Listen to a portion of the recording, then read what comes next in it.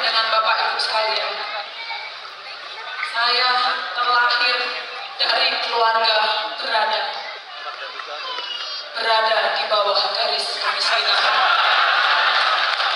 Ya Bapak Ibu, saya terlahir dari keluarga miskin. Bapak saya seorang purnawirawan Polri, pensiunan polisi. Tahun 75 beliau pensiun. Tahun itu juga saya dilahirkan. Selisih usia Bapak dan Ibu saya 29 tahun. Ya, bapak saya sudah meninggal 20 tahun yang lalu. Jadi saya nggak pernah lihat bapak saya pakai seragam. Alhamdulillah Bapak Ibu sekalian, walaupun kehidupan saya susah, tapi saya masih bisa sekolah sampai lulus SMA. Kemudian Bapak Ibu sekalian, alhamdulillah saya lulus menjadi polisi wanita. Modalnya apa dari keluarga miskin? Modalnya tahajud dan puasa. Jadi Bapak Ibu sekalian, lulus sekolah polisi Bapak Ibu. Saya ditugaskan di Polda Kalimantan Selatan. Saya mulai berdinas di sana Bapak Ibu sekalian. Bertahun-tahun, beberapa tahun kemudian ya saya menjalankan tugas, alhamdulillah Bapak Ibu sekalian. Dari uang hasil gaji saya bisa menghidupi diri saya sendiri dengan layak. Tapi luar biasanya Bapak Ibu sekalian, ada ganjalan yang di pikiran saya. Saya pengen bisa membahagiakan ibu saya. Ibu saya tinggal di kota Semarang Bapak Ibu sekalian. Di tengah kota, di rumah gubuk. Beberapa tahun saya dinas, saya belum mampu untuk membangunkan rumah ibu saya. Saya mulai mencoba beberapa usaha Bapak Ibu. Ketika dinas di Polres Hulu Sungai Utara, di belakang rumah saya itu ada sungai. Saya mencoba berbisnis pelihara ikan di keramba. Ya, itu bisnis pertama saya ketika menjadi anggota Polri. Saya pelihara ikan. Luar biasanya Bapak Ibu, saatnya panen, ternyata mendekati panen harga pakan tuh naik. Jadi saya bangkrut. Ini proses Bapak Ibu sekalian. Ini proses. Semua perlu perjuangan. Saya tidak menyerah. Kemudian saya dinas di Polres Banjarbaru. Saya mencoba bisnis. Saya beli truk Bapak Ibu.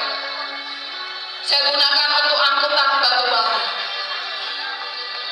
Saya jalankan usaha itu, alhamdulillah. Dari truk yang satu bisi bisa menjadi 3. Mulai saya mendapatkan penghasilan lain. Tapi luar biasanya Bapak Ibu sekalian, angkutan batu bara jalannya mulai nggak boleh pakai truk yang biasa, harus pakai tronton. Jadi terpaksa truk saya yang 3 itu saya jual, saya ganti, saya bangun cucian mobil Bapak Ibu sekalian dari uang hasil penjualan truk. Modalnya ratusan juta. Saya bangun cucian mobil, hasilnya ternyata nggak signifikan. Modal ratusan juta, hasilnya bersihnya cuma 8 juta. Saya mulai membangun lagi. Saya buka rental mobil Bapak Ibu. Rental mobil lumayan sudah menghasilkan beberapa mobil. Saya nggak puas. Saya mulai membuka percetakan. Saya pengen uang-uang yang saya hasilkan dari usaha bisa saya gunakan untuk membangunkan rumah ibunda saya tercinta. Saya nggak puas dengan percetakan. Saya buka restoran Jepang Bapak Ibu sekalian. Ya. Kemudian saya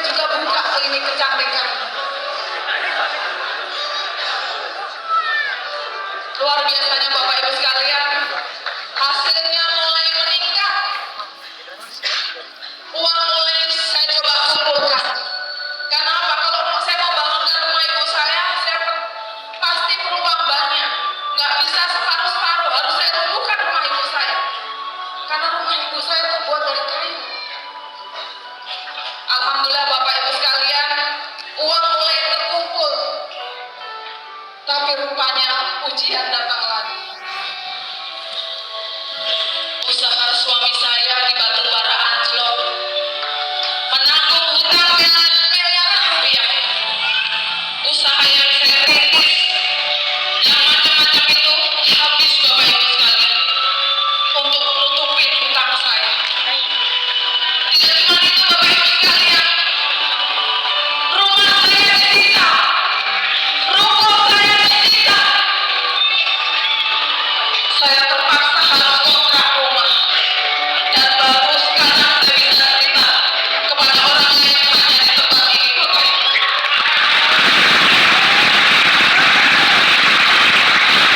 Apa yang bisa saya lakukan hanya berdoa. Saya udah mulai, gaji saya habis Bapak Ibu sekalian. Ketika itu saya ada rezeki, jumlahnya 7 juta rupiah. Saya minta sama Allah, apa yang harus saya lakukan? Uang saya tertaruh di sajadah saya sholat. Besok harinya, uang itu tidak saya pakai belanja. Saya bawa ke rumah yatim piatu Bapak Ibu sekalian. Saya ingat janji Allah, kalau kita sedekah, Allah akan ganti berlipat-lipat Bapak Ibu. Saya mulai berhitung Bapak Ibu. Gak tahu saya itu gimana, saya mulai ngitung kalau saya sedekah 7 juta, katanya diganti sekian puluh kali lipat. Kemudian bisa seperti cabang ranting-ranting pohon bisa sampai 700 kali lipat. Bukan maksud saya hitung-hitungan, saya hanya pengen melihat cara Allah mengganti uang saya. Saya hitung ternyata hasilnya miliaran Bapak Ibu sekalian.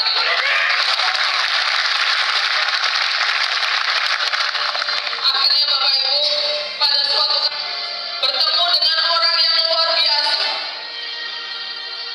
Pertemuan saya di Jakarta, saya bilang ke beliaunya, Pak, ada usaha bagus nggak Pak? Saya mau usaha yang bisa mewujudkan impian saya untuk membangunkan rumah ibu saya. Beliau nggak mau cerita Bapak Ibu ketika itu. Saya paksa di mobil untuk cerita, nggak mau cerita. Katanya nanti Bu di bandara, karena saya perlu coret-coretan. Beliau namanya Bapak Adan Haris Setiawan. Sampai di bandara Bapak Ibu, beliau cerita ini ada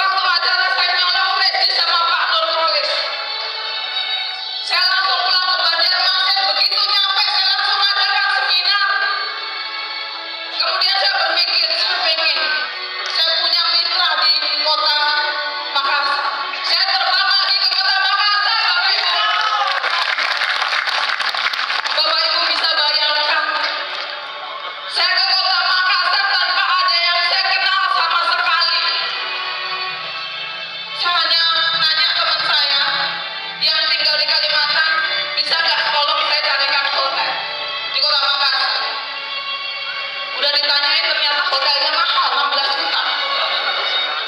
Ya udah kayak cariin kafe-kafe apa aja. Yang penting saya mau seminar di sana. Akhirnya Bapak Ibu dapatlah sebuah kafe. Ya udah, saya nyampe di Makassar, acara seminar jam 3 Bapak Ibu, jam 3 sore. Yang saya lakukan apa? Saya bagi-bagi tiket di pinggir-pinggir jalan Bapak Ibu sekalian. Saya kasih ke setiap orang yang saya temui. Saya kasih ke Bapak bengkel-bengkel spare part. Mungkin kalau orang melihat sekarang saya enak, tidak tahu perjalanan saya ketika saya memulai usaha.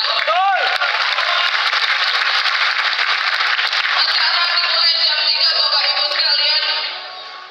Yang hadir hanya 10 orang. Terus saya lihat Bapak Ibu, di situ ada live musiknya. Saya bingung lagi. Ini gimana saya mau presentasi ada live musiknya? Saya bilang, Pak, ini bisa nggak live musiknya dihentikan? Saya mau presentasi. Nggak bisa Bu, paling bisa 1 jam saja. Jadi ketika itu saya bayar tempatnya itu memang bagus, harganya 3,5 juta.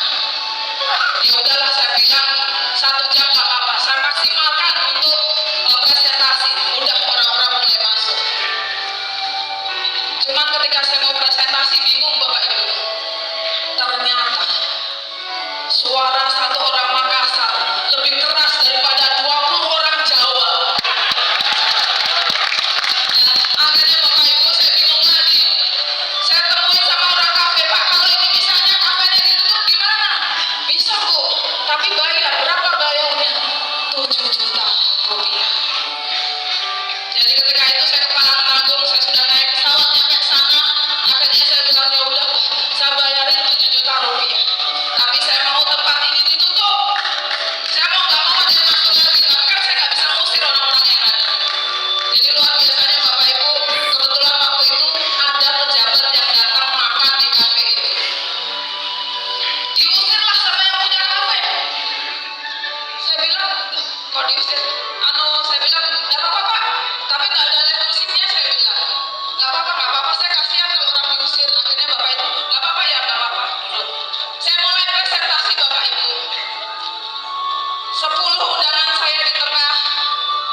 Yang di sebelah kirinya ada orang reunian. Yang di sebelah kanan juga ada